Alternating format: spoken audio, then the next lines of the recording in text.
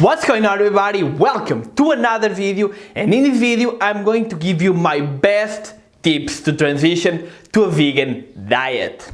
Now, if you are looking into a vegan diet, I know it may seem a little bit complicated, but trust me, it's not. It's super easy, and in this video I'm going to give you 13 tips on how to transition and how to make a better transition for you. And the tip number one is about calories and volume. When you transition to a vegan diet, you need to keep in mind that vegan foods are usually bigger, they have more volume, so you will need to eat a little bit more volume. Not only that, but you may need to eat a little bit more calories. You will be taking in a lot more fiber and a lot more food, so you might need a little bit more calories. In my case, I had to have my calories around 200 to 300 to keep the same weight, so up your calories and eat a lot of volume. I know a lot of people who went on a vegan diet and gave up because they had no energy, they felt bad, and that's because they weren't eating enough. So make sure you're eating enough calories. My advice is for you to track macros and calories for about 1, 2, 3 weeks, just so you know where you are and how much you are eating. And the tip number 2 is about protein. I know this is a big deal, and it's actually not a big deal at all. There's no need to worry about protein. You can get protein everywhere. Every single food has protein. Some foods more than others, like beans, tofu, soy, seitan, a lot of vegetables, even cereal. You can get a lot of protein everywhere. I actually have a very scientific video here on the channel about protein, animal protein versus plant protein. I'll link it in the description down below. Check it out and you'll know everything you need to know about protein. I also have here on the channel the top 10 vegan protein sources, so check it out. And the tip number 3 is about iron. You don't have to worry about iron. I know there's a lot of people who think that if they go vegan, they'll get iron deficiencies, and it's not like that at all. You can get plenty of iron without the legumes, beans, chickpeas, even in veggies you can get a lot of iron, so you don't really have to worry about it. Just make sure that you mix iron-rich foods with vitamin C rich foods, because it will help with the iron absorption. My advice number 4 is about vitamin B12. I know there's a lot of problems with vitamin B12, and I actually have a very scientific video here on the channel. You can check it out. It will be in the description down below. And you don't really need to worry right away, because your body will store it for about 2 to 3 years, but start consuming some fortified foods right now. It will not harm you, it can only do you good. So you don't really need to supplement it, but at least get some fortified foods like some soy milks, a lot of veggie milks, breakfast cereal. You have a lot of options, seriously. My tip number 5 is to choose vegan recipes that you already love. There's probably 1, 2 or 3 or maybe more recipes that are vegan that you actually enjoy. If you look into Indian food, Chinese food, Arabic food, there's a lot of recipes that are vegan by themselves. So start with those recipes that you already enjoy and find ways to veganize your favorite recipes. I'm sure it may seem a little bit crazy to veganize your favorite meat dish, but there's probably a way to do it, and it might not be 100% the same, but it will help you and it will be similar. So go with those and make a list of 10 recipes that you really enjoy. After you have 10 recipes, it all becomes super easy. And my tip number 6, don't stress out because most food is vegan. If you really think about it, most foods are vegan. There's thousands of plants that are edible, but there's only a few animals that people actually eat. So keep that in mind, don't stress it out, because you will find out about a lot of plants that you can eat and that you enjoy.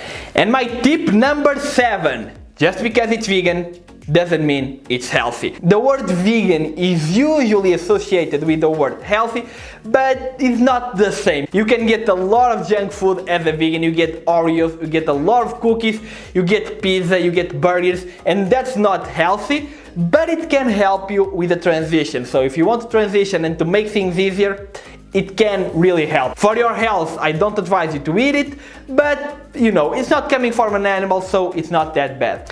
And that brings me to number 8, meat replacements. There's a lot of meat replacements out there, especially if you live in the US. In Europe you get some depending on where you live, but you get all kinds of fake meats, fake fish, everything. So look those things up, and although they're not super healthy, they are healthier than the real thing, and they will make your transition very easy, because you'll basically be eating the same thing. If you're in the US, try out some Gardein products, because they're supposed to be really great. So if you look into it, you can find very good replacements for all your meals. And my tip number 9, ignore the social pressure. This is probably the reason why most people won't go vegan, because of their parents, their family, their friends. There's a lot of pressure when you first go vegan, and I had to deal with it also, and you just have to ignore it. You have to think that it's your conscience, your body, your health, and although the planet is everybody's,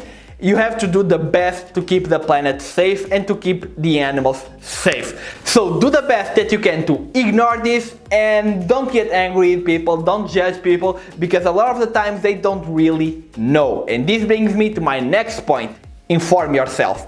Inform yourself about everything in veganism, about the animal treatment, about animal agriculture, about the harm that it does to the planet, about health, about everything. So when someone asks you or someone makes fun of you, you will be able to answer it and give a good scientific answer, and you might be able to educate them and explain why you do what you do, and that will make your position much stronger, and people will not make fun of you if they see that you know everything about this. So inform yourself the best that you can.